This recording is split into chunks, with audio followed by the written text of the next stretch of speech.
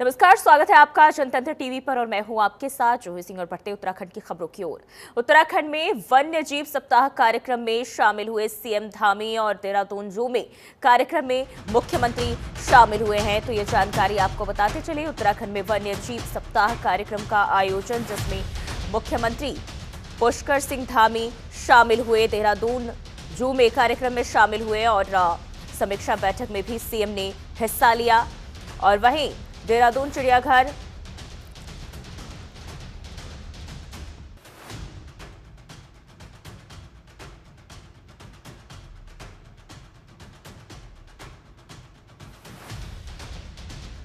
वाराणसी में आयोजित एक कार्यक्रम में उत्तराखंड के सीएम पुष्कर सिंह धामी ने कहा कि वन्य जीव हमारी आस्था, संस्कृति और परंपरा का अभिन्न अंग रहे हैं, क्योंकि हमारे देवी देवताओं ने हमें उनके साथ सहअस्तित्व का संदेश दिया और इसी परंपरा को जारी रखते हुए भारतीय वन्य जीव बोर्ड ने अक्टूबर के पहले सप्ताह को वन्य जीव सप्ताह के रूप में मनाने का निर्णय लिया है। पूरे सप्ताह के दौरान राज्य भर में जागरूकता कार्यक्रम, वाद विवाद प्रतियोगिताएं, पक्षी दर्शन और फिल्म प्रदर्शन आयोजित किए जाएंगे। तो उत्तराखंड में वन्य जीव सप्ताह कार्यक्रम का आयोजन और कार्यक्रम में मुख्यमंत्री पुष्कर सिंह धामी शामिल हुए।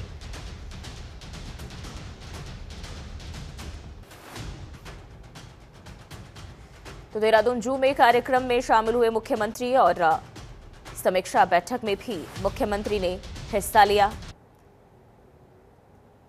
तो देहरादून से ये जानकारी, जहां कार्यक्रम में मुख्य अतिथि के तौर पर मुख्यमंत्री पुष्कर सिंह धामी पहुंचे। वन्यजीव हमारी आस्था, संस्कृति और परंपरा का अभिन्न हिस्सा रहा है, क्योंकि हमारी देवी देवताओं ने इनके साथ हमें सहअस्तित्व का संदेश दिया है। जैसे मां दुर्गा का वाहन शेर है, गणेश जी का वाहन मूषक है, मां सरस्वती जी का हंस है, भगवान कार्तिकेय का मोर, लक्ष्मी जी का उल्लू, देवादिदेव महादेव के कंठ पर विराजमान नागराज और साथ बैठे नंदी, ये सभी हमारी सनातन संस्कृति में मानव और जीव जगत के बीच एकात्म भाव के प्रतीक हैं। हमारी संस्कृति में कहा गया है, नर में नारायण, पौधों में परमात्मा और जीवों में शिव का दर्शन करें। यही कारण है कि आदिकाल से वन्य जीवों का संरक्षण भारत की जीवन पद्धति का स्वाभाविक हिस्सा रहा है। इसी परंपरा को आगे बढ़ाते हुए भारतीय वन्य जीव बोर्ड ने अक्टूबर के प्रथम सप्ताह को वन्य जीव प्राणी सप्ताह मनाने का निर्णय लिया है। इस पूरे सप्ताह प्रदेश भर में जन जागरूकता के कार्यक्रम, विविध कार्यक्रम, वाद विवाद प्रतियोगिताएं, गोष्ठियां, पक्षी अवलोकन और फिल्म प्रदर्शन का आयोजन किया जाएगा। मुझे विश्वास है कि ये गतिविधियां हमारे युवाओं में, छात्रों में, आने वाले हमारे नौनिहालों में प्रकृति और वन्य जीवन के प्रति गहरी संवेदनशीलता उत्पन्न करेंगी। भाइयों बहनों, हमारे प्रदेश में प्रकृति का हमें अनुपम आशीर्वाद है। हमारी लगभग 14.77% 6 राष्ट्रीय उद्यानों, 7 वन्य जीव विहारों, 4 संरक्षण आरक्षित क्षेत्रों के रूप में संरक्षित है। जबकि पूरे देश में अगर हम इसकी अनुपातिक रूप से तुलना करें तो ये लगभग 3 गुना के आसपास हमारा ज्यादा है। 5.27% ही पूरे देश का अनुपात है। ये बड़ा अंतर राज्य की जो पर्यावरणीय प्रतिबद्धता है उसका स्पष्ट प्रमाण है। और देहरादून से एक और जानकारी, जहां सीएम हेल्पलाइन नंबर 1905 की आज होगी समीक्षा। सीएम धामी की अध्यक्षता में समीक्षा बैठक और शिकायत करने वालों से भी सीएम फीडबैक लेंगे। बैठक में शासन के उच्च अधिकारी मौजूद रहेंगे। तो यह खबर आपको बताते चले, देहरादून से सामने आ रही है, जहां सीएम हेल्पलाइन की आज समीक्षा होगी और 1905 की समीक्षा, जहां मुख्यमंत्री पुष्कर सिंह धामी की अध्यक्षता में इस बैठक की समीक्षा करेंगे और शिकायत करने वालों से मुख्यमंत्री खुद फीडबैक भी लेंगे। तो ये खबर आपको बताते चले, जहां राज्य में बात करें तो तो कानून व्यवस्था के साथ साथ जो तमाम तरह की लोगों की समस्याएं होती है, इनको लेकर हेल्पलाइन जो जारी किया गया है, इसकी समीक्षा की जाएगी और मुख्यमंत्री जो है इसकी समीक्षा करेंगे और आज इस नंबर की फीडबैक भी मुख्यमंत्री लेंगे शिकायत करने वालों से। तो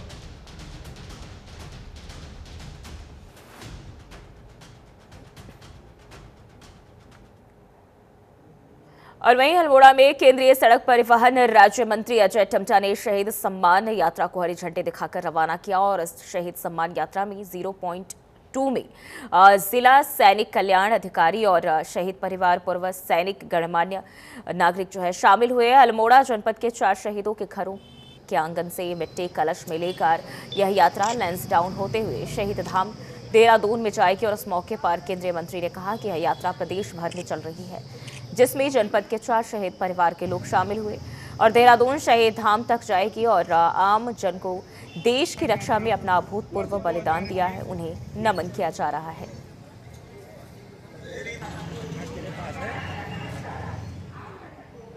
शहीद सम्मान यात्रा 2 के रूप में पूरे प्रदेश में ये यात्रा का संचालन हो रहा है। अल्मोड़ा जनपद में जो 2021 के बाद 4 सैनिकों के घरों के आंगन की मिट्टी कलश में संग्रहण की है।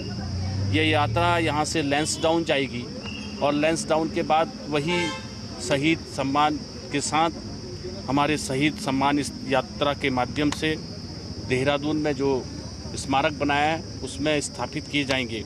आज के इस कार्यक्रम में आप सबके ध्यान में माता पिता भी दोनों आए हैं, मैं पहले से भी जानता हूं। इसमें हवलदार शहीद राजेंद्र सिंह, हवलदार शहीद नंदन सिंह, अधिकारी सिपाही शहीद हिमांशु, सिपाही शहीद ब्रजेश रौतेला, जिन्होंने अपना बलिदान दे करके भारत माता में अपने प्राण निछावर किए। देहरादून में कैबिनेट मंत्री गणेश जोशी ने राहत राशि बांटी और सहस्त्रधारा क्षेत्र में आपदा प्रभावितों के केंद्रीय मंत्री ने मदद की है। मंत्री ने 13 परिवारों को राहत राशि के चेक सौंपे। क्षतिग्रस्त मकानों के लिए 3,80,000 रुपए की मदद भी की गई है। एक मृतक के परिवार की आर्थिक सहायता इस दौरान की गई।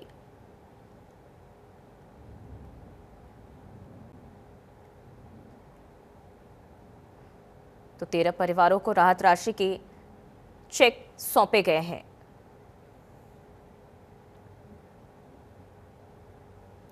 और वहीं पेपर लीक मामले में भले ही सरकार ने सीबीआई जांच का आश्वासन देकर छात्रों का धरना खत्म करा दिया हो, लेकिन विपक्ष इस मुद्दे पर थामे सरकार को घेरने में कोई कसर नहीं छोड़ रहा है। कांग्रेस ने पेपर लीक मामले में मुख्यमंत्री आवास कूच करते हुए सड़कों पर उतरकर जोरदार प्रदर्शन किया। हालांकि मुख्यमंत्री आवास से पहले ही भारी संख्या में तैनात पुलिसकर्मियों ने बैरिकेड्स लगाकर प्रदर्शन कर रहे कांग्रेस कार्यकर्ताओं को रोक दिया। वहीं कांग्रेस नेताओं ने सरकार के सामने 3 प्रमुख मांगे रखी है।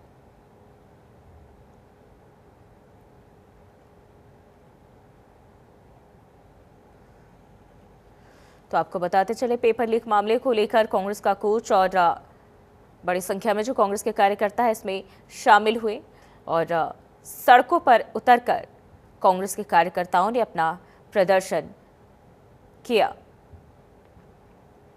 तो सीएम आवास कूच करते हुए ये तस्वीरें भी सामने आई है और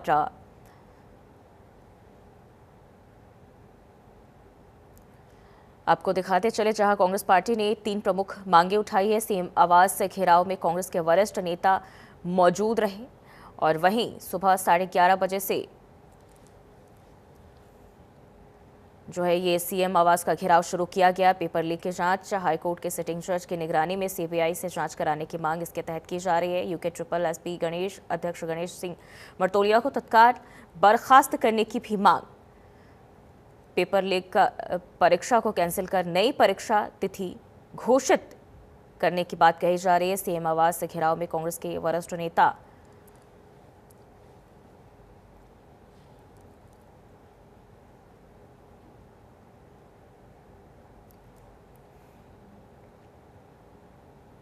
आयोग कह रहा है कि कुछ हुआ ही नहीं है, कुछ हुआ ही नहीं है। जब कुछ हुआ ही नहीं है तो फिर तो सीधा अर्थ है तो आप जांच को डिनाई कर रहे हैं। आयोग भी तो आखिर सरकार का हिस्सा है, और परीक्षा टालने का बहाना बना दिया खाली इन सारी चीजों को। जो परीक्षा का कैलेंडर था जो जारी किया गया था, जिसमें इस नकल पेपर लीक वाले इम्तिहान के बाद का जो इम्तिहान होना था वो अब टाल दिया गया है। आयोग ने कहा कानून व्यवस्था की स्थिति के कारण पुलिस उपलब्ध नहीं है और हम नहीं कर सकते हैं। तो ये परीक्षा करवाने में भाजपा कभी भी गंभीर नहीं रही। जब 2022 में पेपर लीक हुआ था, एस राजू ने इस्तीफा दिया था। जीएस मर्तोलिया ने अभी तक इस्तीफा नहीं दिया है और हमको ये लगता है जीएस मर्तोलिया के पद में रहते हुए जांच जो है वो प्रभावित होगी। दूसरा, चौहान की अभी तक गिरफ्तारी नहीं हुई, जिसके कॉलेज में ये पेपर लीक हुआ, उसकी गिरफ्तारी नितांत आवश्यक है। तीसरा, सीबीआई पे कांग्रेस लगातार क्वेश्चन उठाती रही है। हमारा ये मानना है सीबीआई की जांच हो, लेकिन हाईकोर्ट की सिटिंग जज की देख रही है। आवाज कूच का ये कार्यक्रम हमारा तब से निश्चित था जब से प्रदेश में ये बात सामने आई कि पेपर में चोरी हुई है, लीक हुआ है। मुख्यमंत्री उस पूरे ताकत के साथ उस पेपर लीक के प्रकरण को दबाने में लगे थे। तब कांग्रेस पार्टी ने ये ऐलान किया था कि हम मुख्यमंत्री आवाज कूच करेंगे।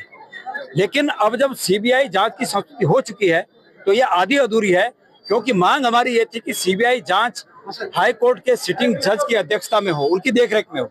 बाकी अन्यथा सीबीआई तो उनका तोता है, वो जो कहेंगे सीबीआई वो कहेगा। इस सरकार ने, केंद्र की सरकार ने, भाजपा की सरकारों ने राज्यों में और केंद्र में संवैधानिक संस्थाओं को जो कमजोर करने का काम किया, उसका ये असर हुआ है कि हमारे प्रदेश के और हमारे देश के सभी नागरिकों में संवैधानिक संस्थाओं के प्रति विश्वसनीयता कम हुई है। तो इसलिए हमारी मांग है कि माननीय कोई सिटिंग जज हो, उनकी अध्यक्षता में ये जांच हो। दूसरी मांग ये है कि जो पदों पर आज भी बैठे हुए लोग हैं वो जांच को प्रभावित कर सकते हैं, वो उनको तत्काल जो है उन पदों से हटाया जाए। और देहरादून में एसआईआर को लेकर कांग्रेस नेता हरीश रावत ने बयान दिया, जिसमें उन्होंने कहा कि चुनाव आयोग ने अपनी विश्वसनीयता खो दी है और बिहार चुनाव से पहले वे जिस कवायद को एसआईआर कह रहे हैं और जो सूची उन्होंने जारी की है उसमें वे बार बार कहते हैं कि घुसपैठिए हैं, लेकिन अब उन्हें हमें बताना चाहिए कि मतदाता सूची से कितने घुसपैठियों के नाम हटाए गए हैं। चुनाव आयोग ने अपनी विश्वसनीयता खो दी है और इसलिए ये सवाल उठाए जा रहे हैं।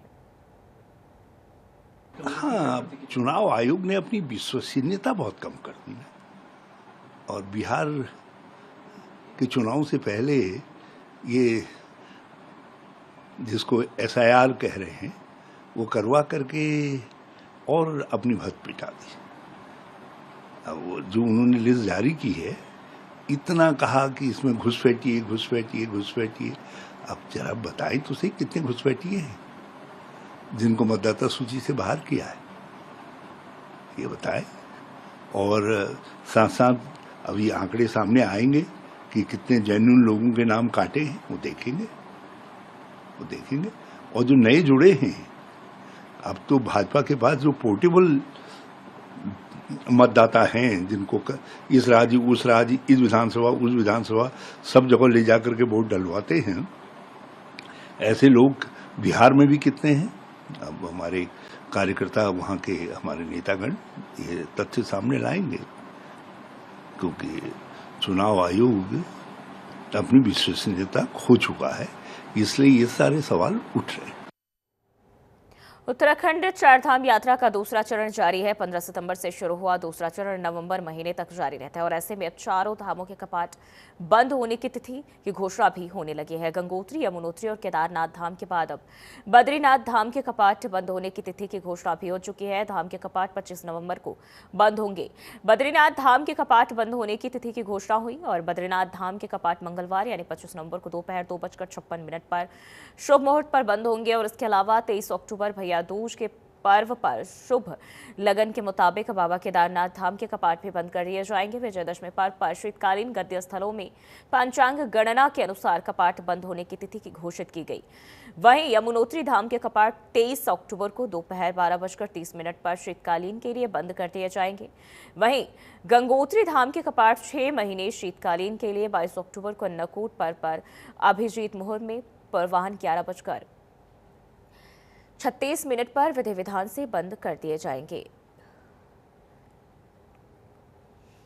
तो चारधाम के कपाट बंद होने की तारीख अब घोषित हो गई है। 22 अक्टूबर को सबसे पहले मां गंगोत्री धाम के कपाट बंद होने जा रहे हैं और 23 अक्टूबर को बाबा केदारनाथ धाम के कपाट बंद कर दिए जाएंगे। इसी के साथ 23 अक्टूबर को मां यमुनोत्री धाम के कपाट भी बंद होंगे श्रद्धालुओं के लिए। 25 नवंबर को बद्रीनाथ धाम के कपाट बंद कर दिए जाएंगे।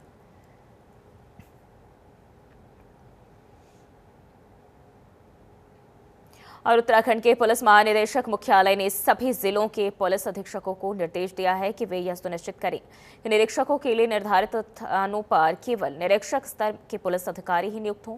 उन्हें पुलिस मुख्यालय को अनुपालन रिपोर्ट प्रस्तुत करने के निर्देश भी दिए गए हैं। डीजीपी मुख्यालय ने चिंता जताई है कि इन थानों पर नागरिक पुलिस के निरीक्षकों की नियुक्ति के बजाय उप निरीक्षकों की तैनाती की जा रही है और यह निर्देश कई जिलों में थाना प्रभारी के पदों पर की जा रही नियुक्तियों के मद्देनजर जारी किया गया है, जो सरकारी आदेशों के विपरीत है।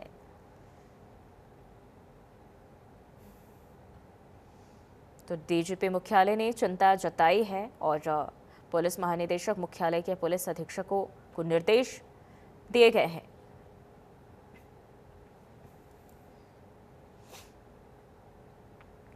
वहीं बरकोट में नगर व्यापार मंडल की तरफ से आयोजित 4 दिवसीय प्रज्ञा पुराण कथा और 9 कुंडली गायत्री महायज्ञ का शुभारंभ भव्य कलश शोभा यात्रा के साथ हुआ।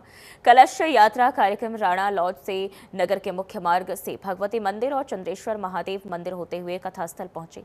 व्यापार मंडल अध्यक्ष धनबीर रावत ने बताया कि क्षेत्र की सुख शांति समृद्धि के लिए और दैवीय आपदाओं में मृत आत्माओं की शांति के लिए महायज्ञ का आयोजन किया जा रहा है और इस महायज्ञ को अखिल विश्व गायत्री परिवार शांति कुंज हरिद्वार की टोली की तरफ से संपन्न कराया जा रहा है। और उन्होंने बताया कि पूरे प्रदेश और उत्तरकाशी जिले के थराली और हर्षुल में आई प्राकृतिक आपदाओं से इस बार बहुत जान माल का नुकसान हुआ है और कई लोग अपनी जान भी गंवा बैठे।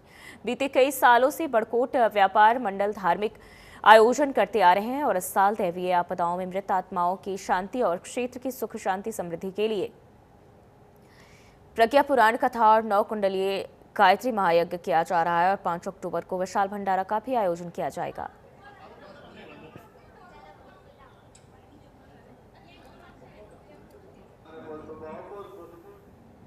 कार्बेट नगरी रामनगर विधानसभा में बीजेपी पूर्व मंडल अध्यक्ष मदन जोशी ने बयान दिया है, जिसमें उन्होंने कहा कि सीएम धामी के द्वारा लवलैंड मसार जिहाद पर कड़ी कार्रवाई को अंजाम दिया जा रहा है। सीएम धामी से मांग की गई है जो लोग नाबालिग लड़कियों से छल कर रहे हैं, ऐसे लोगों के घरों पर बुलडोजर की कार्रवाई होनी चाहिए।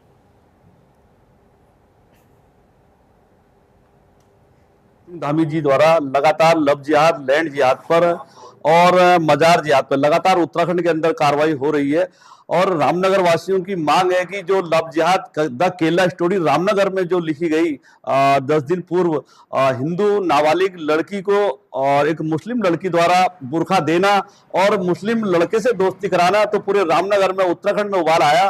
तो एक मैसेज दिया गया है कि माननीय मुख्यमंत्री से मांग की गई है नाबालिग बच्चियों के साथ जो छल कर रहे हैं ऐसे लोगों के घर पे बुलडोजर चलाने की मांग की गई है। जब एक जिहादी के घर पे बुलडोजर चलेगा तो मुझे लगता है कि कहीं ना कहीं उत्तराखंड के अंदर इस लव जिहाद पे तभी लगाम लगेगी। और हम स्कूलों में जाकर अभिभावक संघ के साथ बैठक कर रहे हैं। स्कूलों में हम लोगों को बच्चियों को जो 9 से 12 तक की बच्चियां हैं उनको जागरूक करने का प्रयास कर रहे हैं। अभी 25 बच्चियां और इनकी गिरफ्त में हैं।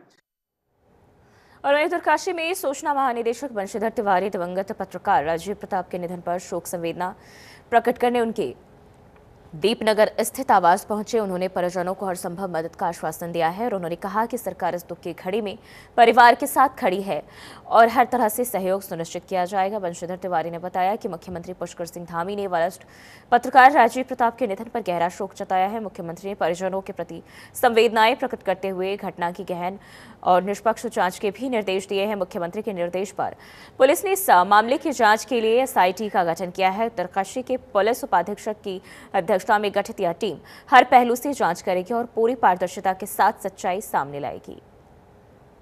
दिनांक 19 को राजीव प्रताप के परिवारजनों द्वारा राजीव की मिसिंग के संबंध में थाने में सूचना दी गई थी। उसके पश्चात हमारे द्वारा जो विभिन्न CCTV फुटेजेस का अवलोकन किया गया, जिसके पश्चात हमको ये पता चला कि 18 तारीख की रात में राजीव प्रताप अपने दोस्तों के साथ थे और उसके बाद अपने दोस्त की गाड़ी लेकर के गंगोरी की तरफ चले गए थे।